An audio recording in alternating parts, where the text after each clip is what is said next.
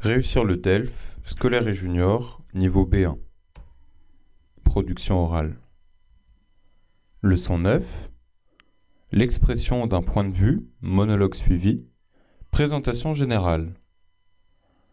Dans la troisième et dernière partie de l'épreuve, on vous demande d'exprimer un point de vue, donc votre avis, sur un sujet à partir d'un document déclencheur.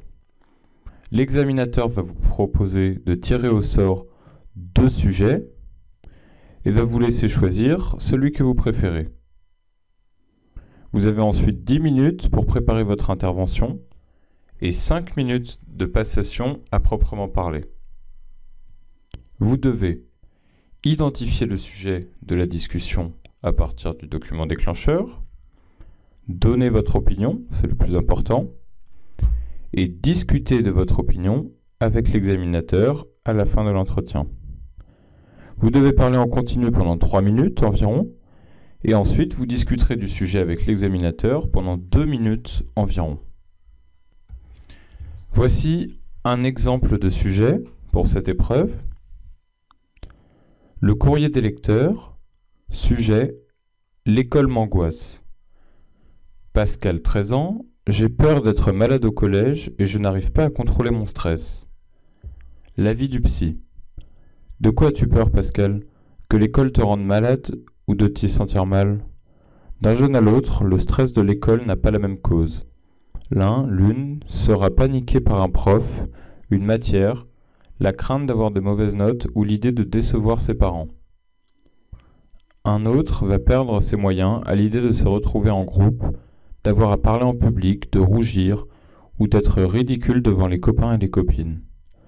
On le sait bien, l'anxiété s'exprime beaucoup à travers le corps et peut prendre plusieurs formes: palpitations, maux de tête ou de ventre, difficulté à respirer, nausées.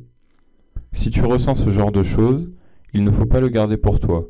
Tu peux bien sûr en discuter avec un ou une amie, mais il faut surtout le confier à des adultes qui prendront ta difficulté au sérieux et t'aideront.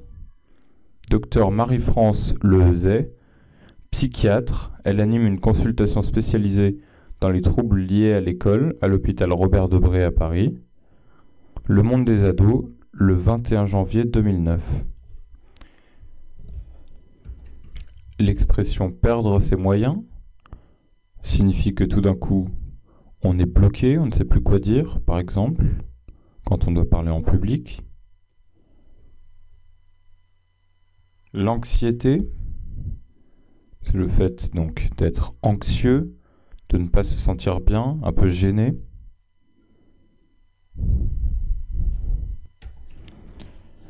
Pour analyser ce document et bien préparer l'entretien, il faut suivre ces 9 étapes. Tout d'abord, présenter le document, donc indiquer quel type de document c'est, par exemple de quel journal il est tiré, quelle date, puis le thème, donc le thème général du document, l'idée principale abordée,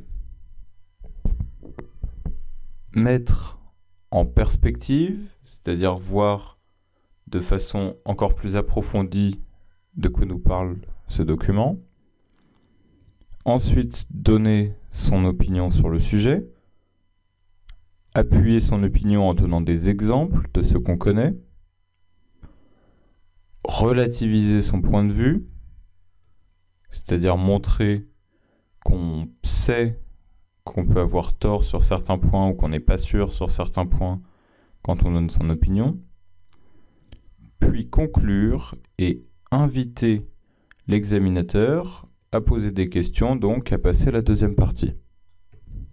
Nous allons donc le faire pour ce document. Présenter le document. Ce document est extrait du journal Le Monde des ados, paru le 21 janvier 2009. Il s'agit d'un extrait de la rubrique Courrier des lecteurs, puisque c'est une lettre d'un lecteur et une réponse du journal. Ensuite, le thème, c'est bien sûr l'angoisse et le stress à l'école. c'est le thème général du document. L'idée principale est qu'il n'y a pas qu'une seule chose qui fait qu'on peut se sentir mal à l'école. Il y en a plusieurs, de nombreuses causes de stress et d'anxiété. Ensuite, on met en perspective, donc on analyse l'avis du psychiatre qui nous présente un problème plus large, qui est la pression que mettent les parents sur leurs enfants, ainsi que la pression de la société tout entière.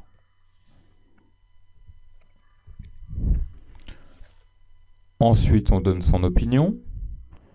On peut utiliser « à mon avis »,« je pense que »,« il me semble que », en ce qui me concerne. Donc là, on prend soi-même pour exemple. Je crois que. Ne jamais affirmer, mais donner son avis, tout simplement. Utiliser des exemples peut être intéressant et peut vous aider durant l'entretien. Ici, on peut par exemple comparer avec la situation sur ce sujet dans son propre pays, par exemple.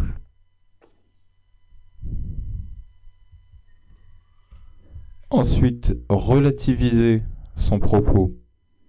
Il y a de nombreuses expressions qui permettent de faire ça. Évidemment, il y a « mais », le mot « mais » très important, « cependant » ou « pourtant » qui sont un peu des synonymes. Il est possible que, par exemple, on affirme quelque chose, mais il est possible que le contraire. Il faut savoir que, peut-être, bien sûr, et je tiens à indiquer que.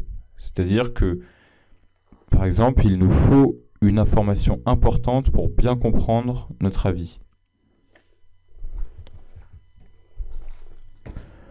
Puis, on conclut. En conclusion,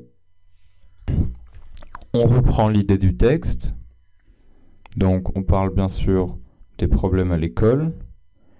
Et la conclusion peut être la solution à ce problème. C'est que quand on a un problème à l'école, il faut en parler, spécialement à des adultes. Et enfin, on invite l'examinateur à poser des questions. Tout simplement en disant « Et vous, qu'en pensez-vous » Il va alors peut-être donner un avis ou peut-être directement poser des questions par rapport à notre opinion.